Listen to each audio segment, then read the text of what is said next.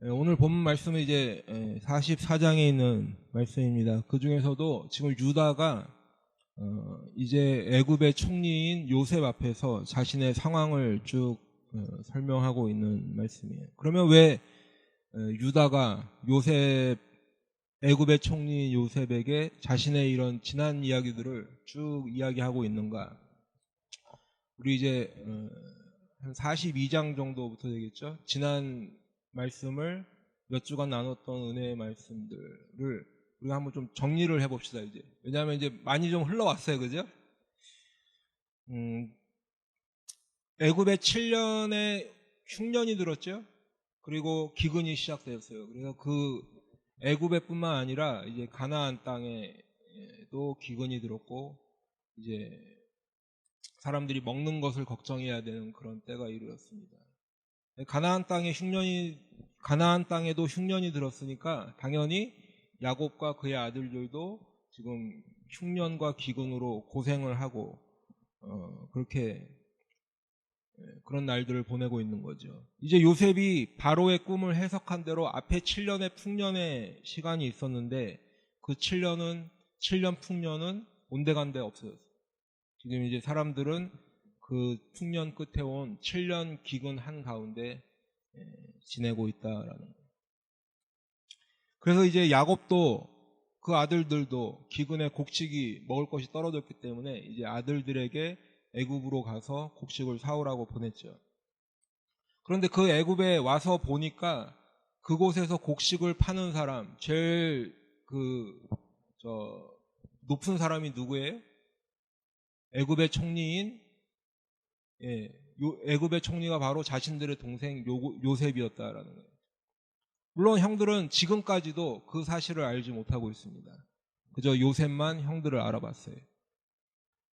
그런데 요셉은 형들을 바로 아는 체 하지 않고 또는 조금 시간이 흘렀는데도 아는 체 하지 않고 형들을 정탐꾼으로 몰아세웠죠. 그런데 이것이 요셉이 지금 형들에게 그동안 당했던 것을 어떤 한풀이하거나 아니면 자신이 받은 것을 되갚아주는 그런 것이 아니라고 말씀을 드렸었습니다.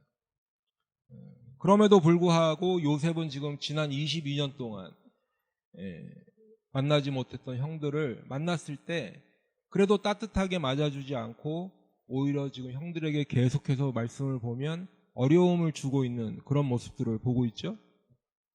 왜 그랬다고 그랬어요? 지금 요셉이 형들에게 확인할 것이 있어요. 자신의 정체를 드러내고 형들과 반갑게 인사를 하기 전에 요셉이 지금 형들에게 확인할 것이 있는데 그래서 지금 요셉이 말하자면 형들을 테스트하고 있는 중이에요. 요셉만 알고 있는. 야곱의 12아들들, 다시 말하면 요셉의 형들은 그 형제들은 하나님의 언약 안에서 하나님의 백성을 이루어야 돼요. 민족을 이루는 이스라엘 12지파의 그 민족을 이루는 하나님의 백성을 이루어야 할 그 사람들이에요. 그런데 지금까지 형들이 보여준 모습은 그런 믿음의 사람의 모습은 아니었죠. 우리가 입에 담기도 끔찍하게 그 동생을 죽이려고 했어요. 결국에는 그 동생을 애굽에 팔아버렸어요. 동생이 형들의 잘못을 아버지에게 고해야 될 만큼 형들의 행실은 바르지 않았어요. 동생의 꿈을 통해 들은 하나님의 계획이나 또 아버지와 할아버지, 그 위에 할아버지에게 들은 하나님의 언약의 말씀 같은 거는 관심이 없었어요. 그저 오며 가며 만났던 무역하는 사람들, 그 사람들이 들려주는 세상의 다른 이야기들이 더 흥미롭게 다가왔어요. 동생을 팔아버리고 이제 아버지에게 그것을 알리러 가서는 거짓 증거를 보여주며 아버지 가슴에 못을 박았어요. 형들은 며칠 괴로워했는지도 모르겠어요. 그러나 이내 다시 일상으로 돌아가서 그저 여느 때처럼 동생을 잊고 그렇게 살아갔을 거예요. 가끔 요셉이 생각이 나요. 그럴 때면 불쌍한 생각이 들다가도 그저 요셉은 그렇게 당할 만했다라고 스스로를 합리화하며 그렇게 살아갔을 거예요. 이제 요셉은 22년 만에 형들을 만났는데 하나님께서 예전에 꿈을 통해서 자신에게 보여주신 그 하나님의 뜻을 깨달았어요. 그것이 온전히 이루어지는 것을 눈으로 목격했어요. 그리고 요셉은 이런 형들의 모습, 믿음 없는 모습들을 익히 알고 있었는데, 그렇다면 22년 만에 만난 이 형들 이제 변했는가 봐야 돼요. 세상에서 들려오는 이야기가 아니라 하나님의 말씀 따라 살아가는 그 믿음의 사람들로 변화되었는가 점검해 봐야 되는 거예요. 왜냐하면 만일에 아직도 형들이 믿음의 사람으로 살지 않고 하나님의 약속의 말씀에 따라 살지 않고 그저 세상의 가치대로, 세상의 이야기대로, 세상의 방식으로 살아가고 있다라고 하면 요셉이 애굽의 총리가 되어서 형들을 만나는 것이 오히려 형들에게는 화가 된다는 거예요. 복이 아니라 화가 된다는 거예요. 왜 복이 아니라 화라고 말씀을 드리는가? 여러분, 만일 이거 한번 가정해 봅시다. 여러분의 동생이 지금 미국 같은 강대국의 2인자가 되었다고 생각해요. 이 당시 애굽은 가장 강대한 나라였어요. 요즘으로 치면 미국 같은 나라였어요. 그런데 내 동생이 그러한 애굽 나라의 총리가 되었다. 바로 왕 바로 밑에 총리가 되었어. 내가 평범하게 살아갈 수 있을까요? 그렇지 않아요. 사람들은 어떻게든 그 내 동생과 줄을 대보려고 나에게 연락을 해주겠죠. 우리가 한국의 지난 현대사들을 쭉 봐도 권력형 비리들 앞에 사람들이 무너지는 모습들 많이 봤어요. 요즘에는 보니까 자기 자녀가 연예인이라면 그 부모도 자신이 뭔가 된 것처럼 그렇게 살더라고요. 내 동생이 연예인이고 내 형이 내 누나가 조금 잘 나가는 연예인만 되어도 사람들이 목에 힘을 주고 살아가는데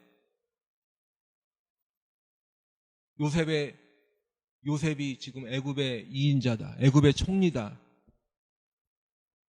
그리고 그 사실을 형들이 알았다라고 한다면 형들의 모습은 어떻게 살아갈 수 있을까?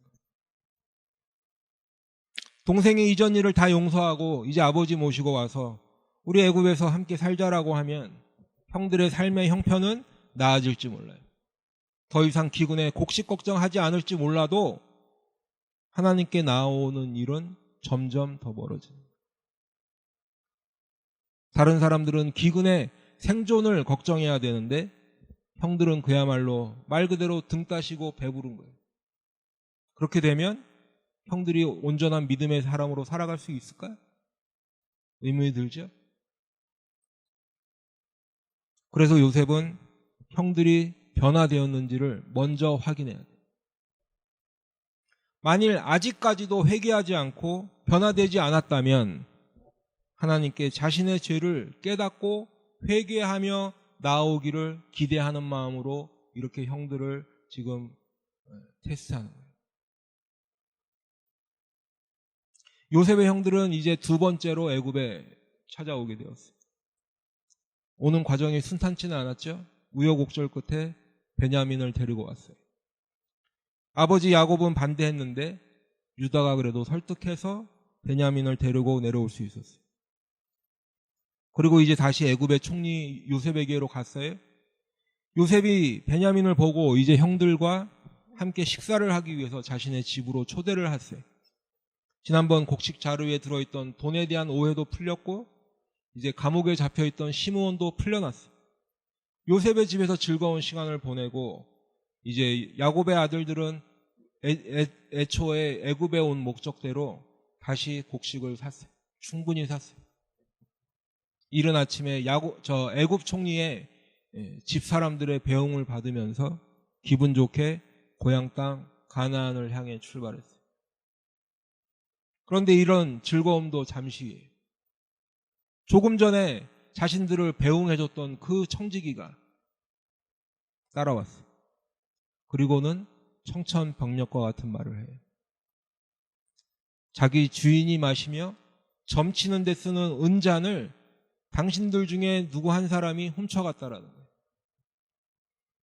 이제 그 청지기는 조금 전 배웅할 때처럼 지었던 미소를 볼 수 없고 심각한 표정을 지으며 요셉이 지시한 대로 말합니다.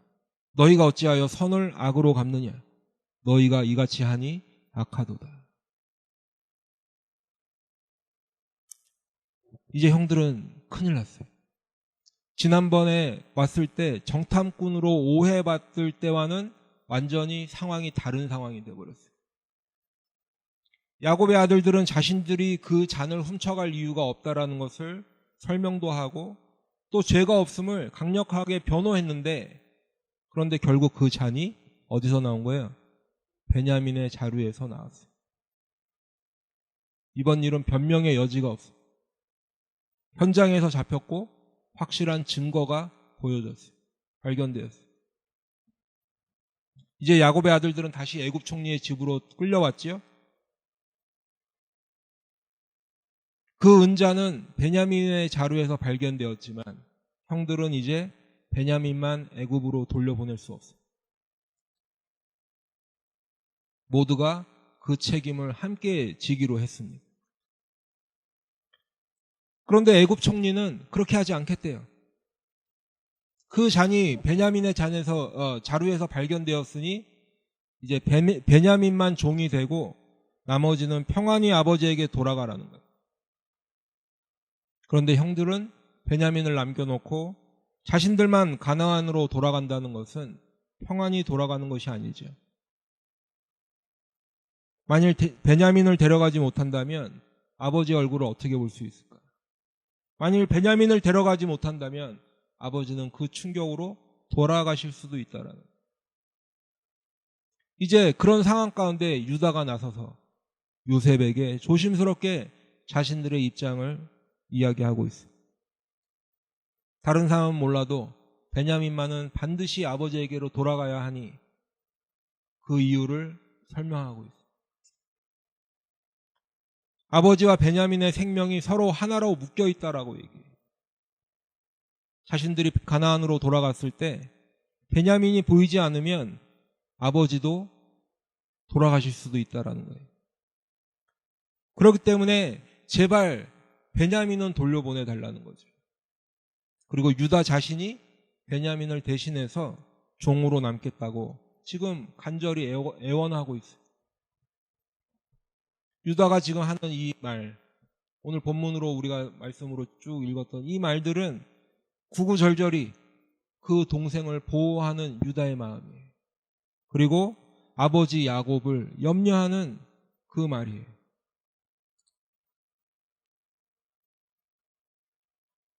아버지 야곱이 이미 12아들 중에 요셉을 잃었지요. 그리고 이제 시므온도 잃었어요. 그런데 이제 만일 그 아버지가 베냐민마저 잃게 된다면 그 슬픔을 어떻게 견디시겠냐는 거예요. 차라리 유다 자신이 이곳에 남아 종으로 살아가는 것이 베냐민도 살리고 아버지도 살리는 길임을 지금 요셉에게 이야기하고 있어요. 예전에 요셉이 죽었다고 아버지에게 알려드렸을 때 아버지가 슬퍼하시던 그 모습을 기억하고 다시는 아버지에게 그런 슬픔을 전해드리기를 원하지 않는 거예요.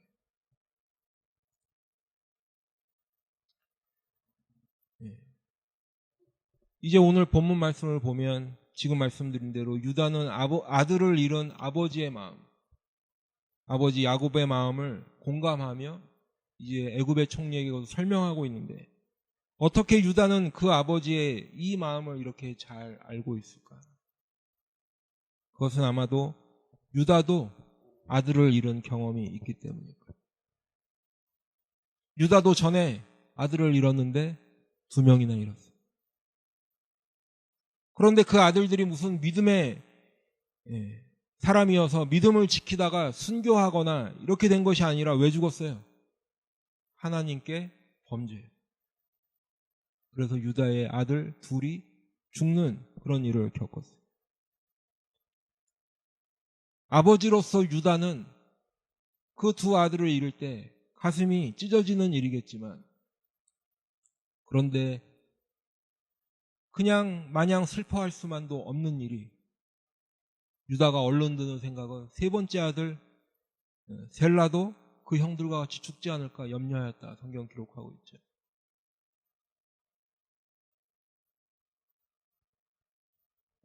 예전에 야곱은 요셉이 죽었다는 소식을 들었을 때 자기 옷을 찢고 굵은 배로 허리를 묶고 오래도록 그의 아들을 위하여 애통하니 그의 모든 자녀가 위로하되 그가 그 위로를 받지 아니하여 이르되 내가 슬퍼하며 수올로 내려가 아들에게로 가리라 하고 그의 아버지가 그를 위하여 울었더라. 아버지의 이 슬퍼하는 모습. 유다는 자기 자신도 자식을 잃어보니까 그때 아버지의 마음이 이해가 되고 그때 그 아버지의 슬픔이 공감이 되는 거예요. 아들을 잃은 아버지의 심정과 슬픔을 자신도 함께 느끼는 거죠. 사랑하는 성도 여러분, 우리 기독교의 가장 독특한 교리 중에 하나, 그리고 우리 기독교가 맞는 핵심 교리 중에 하나는 바로 성부, 성자, 성령 삼위일체 하나님을 믿는 것이죠. 성부, 성자, 성령 삼위 하나님께서는 완벽한 교제를 이루셨는데, 하고 계신데 우리를 창조하시기 전부터 영원에서 나누고 계세요. 그럼에도 불구하고 아버지 하나님께서는 사랑하는 독생자 예수 그리스도를 이 땅에 보내시기로 작정하셨죠.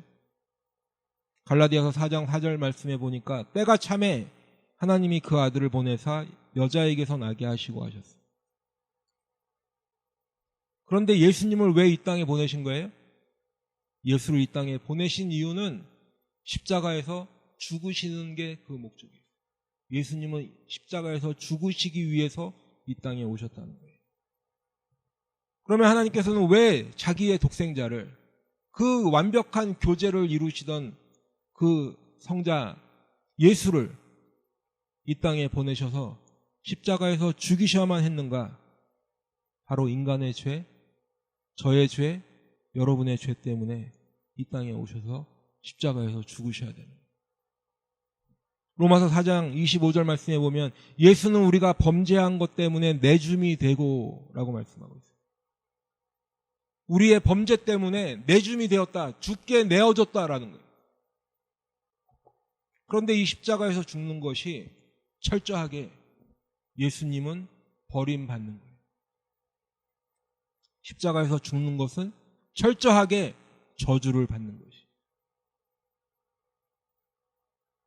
어떤 분들은 예수님이니까 그저 쉽겠지, 잠깐 견디면 그냥 견딜만 하셨겠지. 아니에요. 십자가에서 죽는다는 것은 하나님은 예수를 철저하게 외면하시고 예수님은 십자가에서 철저하게 버림받은 것이에요. 예수님도 십자가 위에서 그 버림받는 것이 얼마나 고통스러우셨는지 엘리 엘리 라마 사박다니, 나의 아버지, 나의 하나님 어찌하여 나를 버리셨나이까 외치실 정도로 이 십자가에서 죽으심은 철저한 버림이었고 철저한 상실이었어요. 하나님은 우리의 범죄 때문에 그 사랑하시는 아들을 버리셨는데, 그런데 여러분, 우리를 살리기 위해서 사랑하는 독생자를 버리시는 아버지 하나님의 마음이 깨달아지십니까? 저와 여러분을 죄에서 구원해내기 위해 그 사랑하는 아들 예수를 철저하게 이루시기로 작정하시고 그 아들을 외면하시는 아버지 하나님의 마음이 느껴지세요? 그렇게 하신 이유는 단 한 가지, 저와 여러분을 죄에서 구원하시기 위해서 그 아들을 버리시는 거예요. 야곱도 요셉을 잃었을 때 자기 옷을 찢고 애통해하며 위로받기를 거절하였는데, 오늘 유다도 아들을 잃은 그 아버지의 마음을 헤아리고 있기 때문에 애굽의 총리 요셉 앞에서 자신의 생명을 걸고 베냐민을 살려달라고 애걸하는 거예요. 그러면 이제 조금 다른 각도에서 요셉은 형들이 이제 정탐꾼으로 오해받고 했을 때 잘못을 뉘우치고 회개도 해서 변화도 되는 것 같은데 왜 계속해서 형들을 테스트하며 이렇게 어려움 가운데 있게 할까요? 그것은 한 가지, 죄의 뿌리를 뽑기 위함인데, 죄의 뿌리를 뽑는다는 것은 더 이상 죄를 짓지 않는 사람이 되게 하는 것이 아니라, 죄의 뿌리를 뽑는다는 게 죄를 더 이상 짓지 않게 하는 사람이 아니라 하나님께 죄를 용서받아 죄사함을 받은 사람이 되게 하기 위한 거예요. 아멘? 예. 형들은 이제 자신들이 예전에 요셉에게 행한 잘못, 그것을 부도덕한 죄로 깨달았어요. 예전에는 자신들이 그저 좀 심하긴 했어도 그래도 그럴만하다고 자신들의 행동에 정당성을 가지고 있었다면 이제 애굽에 와 정탐꾼으로 오해를 받고 감옥에 가게 되면서 그때 요셉에 대한 자신들의 잘못을 깨닫고 도덕적으로 잘못되었구나, 또는 인간적으로 우리가 너무 심했구나, 잘못한 것을 회개하고 뉘우쳤어요. 그리고 그 결과만으로도 형들은 많이 변화되었고 양심의 변화가 있었다는 거죠. 그런데 형들의 잘못은 형으로서 동생에게 잘못한 도덕적인 죄뿐만 아니라 근본적인 것은 뭐라는 거예요? 그것이 하나님께 대한 범죄였다는 거예요. 요셉을 그냥 미워하고 죽이려 했던 것이 아니라 그 근본에는 뭐가 있는 거예요? 하나님 말씀 듣기 싫다는 생각이 근본적인 원인이라는 거예요. 하나님의 언약이나 하나님의 말씀은 관심이 없다는 거죠. 요즘 말로 하면 나 예수 믿기 싫어요 하는 거예요. 물론 그렇게 겉으로 드러내면서 거부는 하지 않아요. 그래서 그 거절하는 방법이 다음에 믿을게, 조금 형편 나아지면 믿을게, 자리 좀 잡고 믿을게, 사람들에게 좋은 사람으로는 보여야 되기 때문에, 그런데 믿기는 싫어. 그렇기 때문에 아무리 우아한 방법을 써서 거부를 해도 그것이 하나님의 부르심에 대한 거부는 거부예요. 좋은 말로 거부하나 욕하면서 거부하나 믿지 않는 것은 매한가지라는 거예요. 왜 그렇게 거부해요? 나는 예수가 아니라 다른 방법 찾겠다는 거죠. 그것이 하나님께 엄청난 죄임을 알지 못하고 있는 거예요. 우리는 선과 악에 대한 개념도 잘 알아야 하는데 선과 악의 기준이 되는 것은 하나님의 말씀에 있다라는 거예요. 하나님은 절대선이시기 때문에 하나님의 말씀이 그 절대선의 기준이 되기 때문에 하나님의 말씀에 순종하는 것이 곧 선이고, 하나님 말씀에 불순종하고 하나님 말씀 거부하는 것이 악이라는 거예요. 죄라는 거예요. 오늘 창세기 44장 4절 말씀에 보면 너희가 어찌하여 선을 악으로 갚느냐라는 말을 그 형들이 들었을 때, 선을 악으로 갚느냐라는 말을 들었을 때 요셉이 형들에게 요구하는 것이 하나 있는데, 하나님 말씀을 따라 사는 그 선한 사람에 대한 자신들의 악한 행동을 기억해내라는 거예요. 자신들의 양심이 아니라 하나님의 말씀에 순종하는 선에 대한 자신들의 거절, 악을 깨달으라는 거예요. 그래서 그것이 사람을 괴롭히고 사람을 죽이려고 하고 팔아넘기는 것에서 끝나는 것이 아니라, 그 사람에게 사과하는 데서 그치는 것이 아니라 근본적으로 하나님께 회개해야 한다는 거예요. 그리고 그 하나님께 회개하기 위해서는 죄를 숨기지 아니하고 드러내야 되는데, 목사 앞에 와서 죄를 드러내고 사람들 앞에서 죄를 드러내는 것이 아니라 어디에서 죄를 드러내야 돼요? 예수의 십자가 앞에서 죄가 드러나야 될 줄로 믿습니다.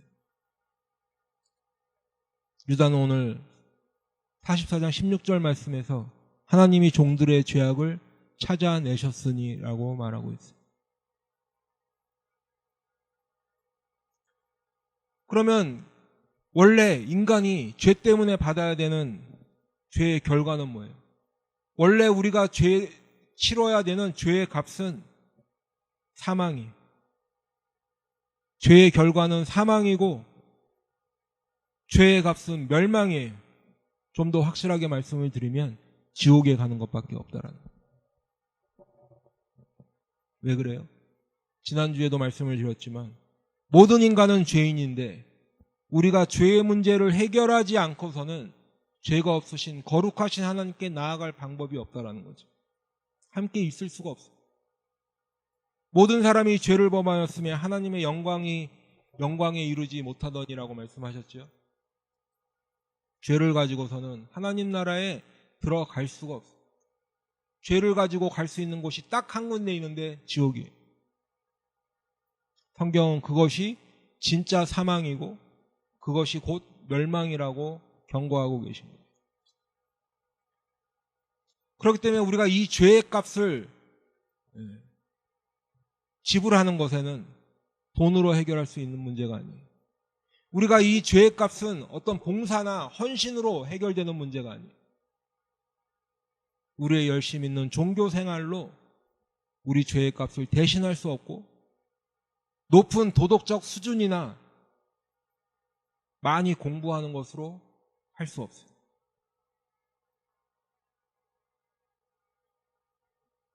그러면 그 죄의 문제를 해결하기 위한 첫걸음이 뭐라고 말씀드렸는가 하면 바로 내가 내 자신의 본 모습을 올바로 깨닫는 것이 첫걸음인데 내 본 모습은 바로 하나님 앞에서 내가 죄인임을 깨닫는 거예요. 그런데 거기서 멈추면 내가 그저 죄인임을 깨닫는 것에서 멈추면 대개는 수치심이나 죄책감으로만 끝나는 경우가 많아요. 내가 죄인임을 깨달았어요. 그런데 수치심에서 멈추게 되면 우리는 하나님 앞에서 내가 죄인임을 깨달아도 그 수치심 때문에 숨으려고만 해요. 아담과 하와도 하나님께 범죄하고 자신들의 죄를 깨닫고 나니까 숨어버리는 거예요. 숨는다고 우리 하나님의 눈동자를 벗어날 수 없고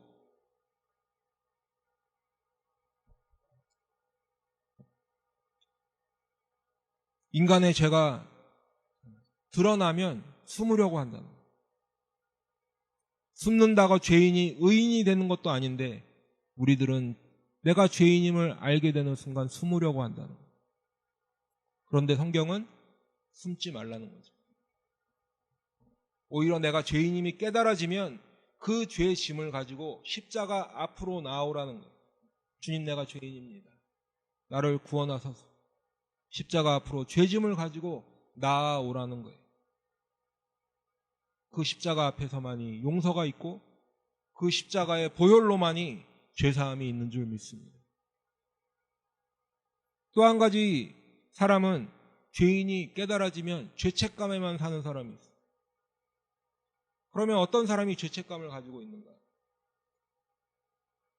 죄를 깨달을 때 후회만 하는 사람은 죄의 문제를 해결하지 못하고 죄책감만 가지고 살아요. 대표적인 사람이 누구예요? 가인이 그랬어요. 창세기 4장 13절에 보면 가인이 여호와께 아뢰되 내 죄벌이 지기가 너무 무거우니이다 라고 했어요. 동생 아벨을 죽이고 난 후에 가인도 그 동생을 죽인 죄책감은 알았어요. 자신의 죄가 드러났는데 하나님께 회개하지 않고 자신의 죄의 무게만 가지고 살아가고 있는 거예요. 왜 회개하지 못하고 죄책감만 가지고 살아갈까? 마음속에 이런 생각이 있는 거예요. 하나님이 날 용서하시기나 할까? 아니면 아예 그냥 죄책감 조금 느끼고 사는 것이 더 양심적인 것처럼 보이는 거예요. 그러나 성경은 그게 아니라고 말하죠. 죄책감이든 수치감이든 어쨌든 죄를 깨달았다는 것인데 거기서 멈추면 죄가 해결되지 않아요. 죄는 십자가, 예수의 보혈로 씻어버려야 돼요. 오직 예수님만이 우리의 죄를 용서하실 수 있고 우리는 예수의 십자가를 의지하고 그분의 보혈 앞에 나아가는 거예요.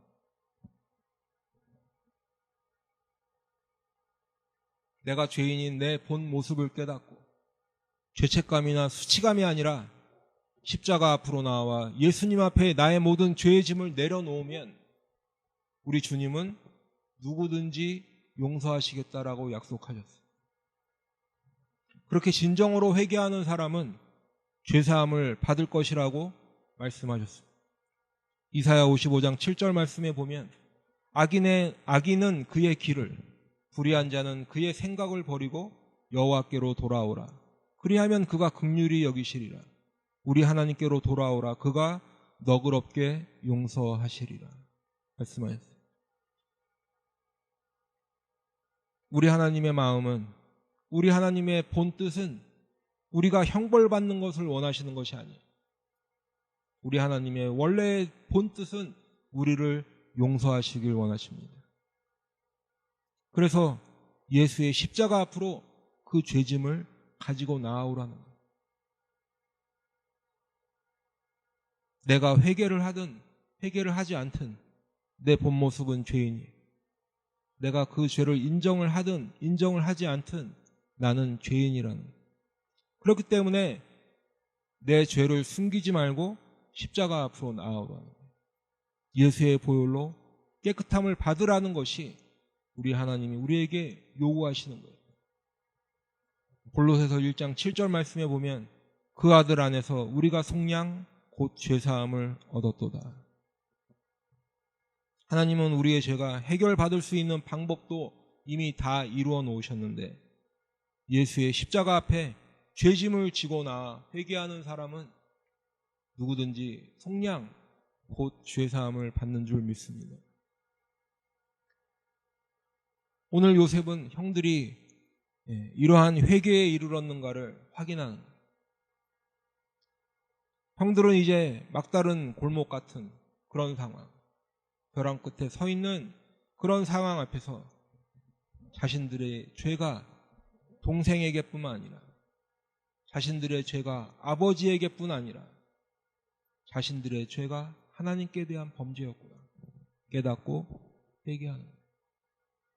하나님이 종들의 죄악을 찾아내셨습니다. 이제 요셉과 형들의 입에서는 죽음이라든지 아니면 종이 된다라든지 하는 말들이 언급이 되고 있습니다. 어떤 방식으로든 죄를 지은 사람은 죄의 값을 치러야 한다는 거죠.